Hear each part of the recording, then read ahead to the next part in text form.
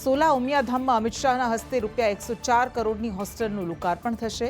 ₹67 કરોડના ખર્ચે બનશે ભવ્ય મંદિર. સાંસદની ગ્રાન્ટમાં વિકાસના કામોની પ્રાથમિકતા ન આપી હોવાના કોંગ્રેસના આક્ષેપ. ગુજરાતના સાંસદો તેનો યોગ્ય ઉપયોગ નથી કરી શક્યા. ગરમીને લઈ હવામાન વિભાગની આગાહી. રાજ્યમાં ગરમી સાથે ઉકળાટની શક્યતા. સામાન્ય રીતે 40 થી 43 ડિગ્રી તાપમાનની સંભાવના. એએમસીની એનએચએલ મેડિકલ કોલેજમાં એબીવીપીનો વિરોધ. હોસ્ટેલમાં દારૂ સપ્લાયના ગંભીર આક્ષેપ. રેક્ટર સંડોવણીનો એબીવીપી દ્વારા આરોપ.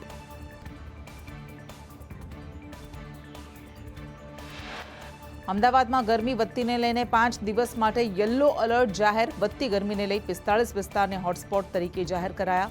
લોકોને સાવચેત રહેવા સૂચના.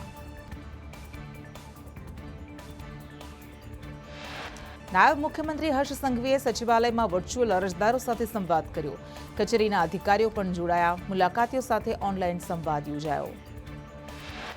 ગુજરાત સરકારની વોટ્સએપ ગવર્નન્સ પહેલથી હવે ઘરે બેઠા 20 સરકારી સેવાઓ મળશે. પ્રમાણપત્રથી લઈ ફરિયાદ નિવારણ સુધીની સુવિધા મોબાઈલ પર ઉપલબ્ધ થશે. સસ્તા અનાજનો જથ્થો સમયસર ન મળતા ધારકોની 1 જૂનથી વિતરણ બંધ કરવાની ચીમકી. સીએમને રજૂઆત કરવામાં આવી. સરકારે 2 થી 3 દિવસમાં ઉકેલ આપવાની ખાતરી આપી. ગાંધીનગરના રૂપાલ વિસ્તાર પાસે ખોડિયાર મંદિરમાં ચોરીનો બનાવ. સોનાના ઘરેણા સહિત ₹10 થી 15 લાખની ચોરી થયાનો અંદાજ. લીલિયા તાલુકા પંચાયતમાં કોંગ્રેસે સત્તા મેળવી. પ્રમુખ પદે જગદીશભાઈ દેથલિયા અને ઉપપ્રમુખ પદે વિજયભાઈ કોગથિયાની વરણી કરી. નલ સે જલ અને ગટર જેવા પ્રશ્નો ઉકેલવાની ખાતરી આપી. સુરત જિલ્લા સંકલન બેઠકમાં ગેરકાયદે બોરિંગ મુદ્દે ધારાસભ્ય સંદીપ દેસાઈ અને મનુ પટેલે કાર્યવાહી ન થવા પર પ્રશ્નો ઉઠાવ્યા. સુરતના સચિનમાં નકલી નોટનું રેકેટ ઝડપાયું. પોલીસે 4 આરોપી ઝડપ્યા. 322 નકલી નોટ અને ₹1,61,000 જપ્ત કર્યા. સુરતમાં પાવર ગ્રીડ સામે ખેડૂતોનો ઉગ્ર આક્રોશ. ઉદ્યોગપતિઓને ફાયદો કરાવવા વીજ લાઇનનો રૂટ ડાયવર્ટ કરાયાના આક્ષેપ સાથે ધરણા શરૂ.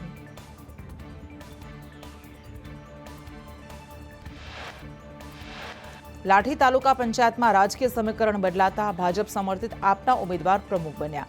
કોંગ્રેસની આશાઓ પર પાણી ફરી વળ્યું.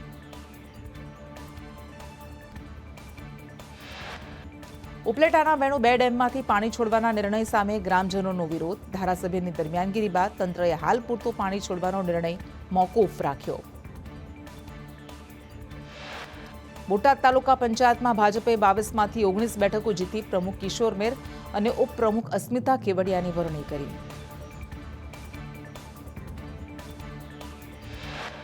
ઇંધણના ભાવમાં ભડકો. એક સપ્તાહમાં 4 વાર ભાવ વધતા પેટ્રોલ ₹101 ને પાર. મોંઘા ડીઝલથી વાહન ચાલકો અને ખેડૂતોનું બજેટ ખોરવાયું.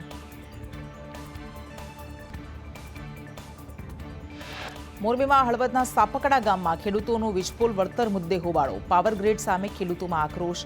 મોટી સંખ્યામાં ખેડૂતો એકઠા થયા. દ્વારકાના શિવરાજપુર બીચ પર ડોલ્ફિન દેખાઈ. બ્લુ ફ્લેગ બીચના પાણીમાં ડોલ્ફિન તરતી જોવા મળી. દરિયાના મોજા વચ્ચે કૂદકા મારતા દ્રશ્યો કેદ. હરીશ ભંડેરી કારોબારી ચેરમેન બન્યા. ધનજી ચાવડા શાસક પક્ષના નેતા જાહેર. મેઘબાઈ ગઢવી દંડક તરીકે પસંદ થયા.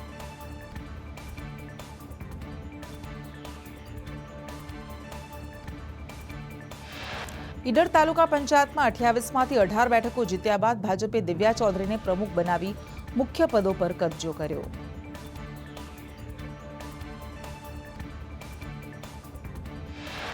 વિજયનગર તાલુકા પંચાયતમાં ભાજપે બહુમતી સાથે શૈલેષભાઈ બારા પ્રમુખ, શૈલેષભાઈ બોડાત ઉપપ્રમુખ અને ડોક્ટર હિતેશ પટેલને કારોબારી અધ્યક્ષ બનાવ્યા.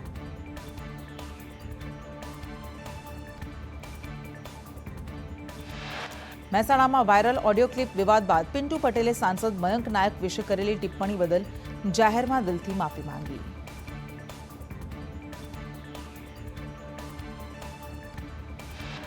દિયોદર તાલુકા પંચાયત અમૃતજી ઠાકોર કાંકરેજ ધારાસભ્ય સદસ્યોને મળવા પહોંચ્યા. ચૂંટણી મુલતવી રહેતા કોંગ્રેસ સભ્યોના તાલુકા પંચાયતમાં ધામા.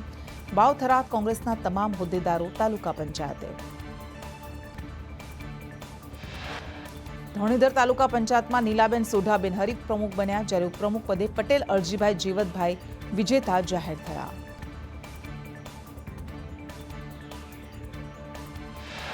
માલપુર તાલુકા પંચાયતમાં ભાજપના રમણભાઈ ખાંટ પ્રમુખ, ઉપેન્દ્રસિંહ ચૌહાણ ઉપપ્રમુખ તરીકે ચૂંટાઈ આવ્યા.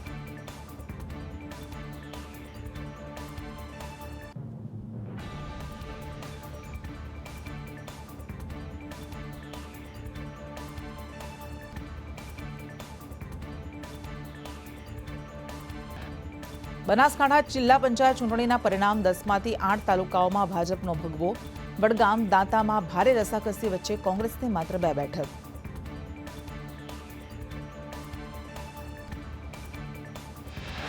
પોશીના તાલુકા પંચાયતમાં 10 સભ્યોના સમર્થનથી આપના જનક ડાભી પ્રમુખ બનતા કાર્યકર્તાઓમાં ઉજવણીનો માહોલ.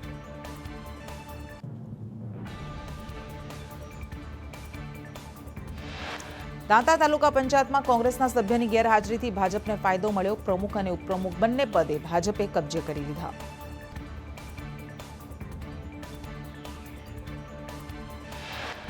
મોડાસા તાલુકા પંચાયતમાં કોંગ્રેસના 2 સભ્યો ગેરહાજર રહેતા ભાજપે પ્રમુખ, ઉપપ્રમુખ અને કારોબારી અધ્યક્ષ પદ કબજે કર્યા.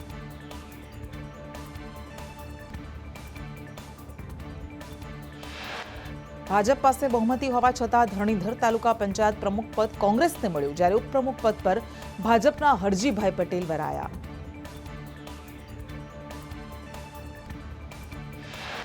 સાબરકાંઠાની વિજયનગર તાલુકા પંચાયતમાં ભાજપે સળંગ બીજી વાર બહુમતી મેળવી. પ્રમુખ તરીકે શૈલેષભાઈ બારા, ઉપપ્રમુખ તરીકે શૈલેષભાઈ બોડાત, કારોબારી અધ્યક્ષ તરીકે હિતેશભાઈ પટેલની વરણી.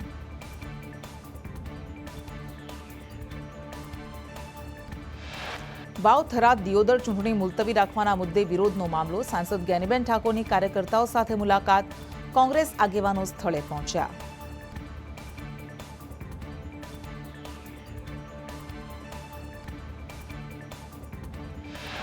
દિયોદર તાલુકા પંચાયત ચૂંટણી રદ થતા વિવાદ. પ્રમુખ, ઉપપ્રમુખ ચૂંટણી પ્રક્રિયા રદ કરાય. ચૂંટણી અધિકારી પર મિલીભગતના આક્ષેપ. જ્ઞાનીબેન ઠાકોરના ધરણા.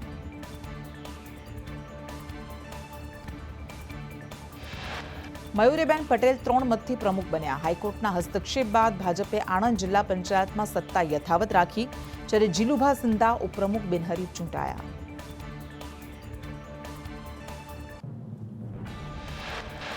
ઈદ પહેલા પાણી કાપ મુદ્દે કોંગ્રેસનો ભરૂચ પાલિકા પર હલ્લાબોલ. રોડ, રસ્તા, સફાઈ અને સ્ટ્રીટ લાઇટ સહિતની સમસ્યાઓ અંગે પ્રમુખ દેવેન્દ્ર વસાવાને રજૂઆત.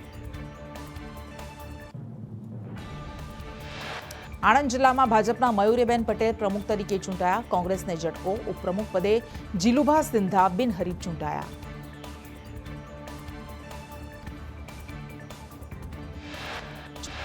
રાજ્યમાં ગરમીનો કહેર યથાવત. અમદાવાદમાં સૌથી વધુ 42.2 ડિગ્રી તાપમાન. 7 દિવસ સુધી રાજ્યમાં હવામાન સૂકું રહેવાની આગાહી. મોટાભાગના જિલ્લામાં 40 ડિગ્રીને પાર રહેશે પારો. દેશના અનેક શહેરો ભીષણ ગરમીની ઝપેટમાં. આજથી નોંધપાની શરૂઆત. ગરમી આગ ઓકશે. મહારાષ્ટ્ર, યુપીના અનેક શહેરોમાં ભીષણ ગરમી.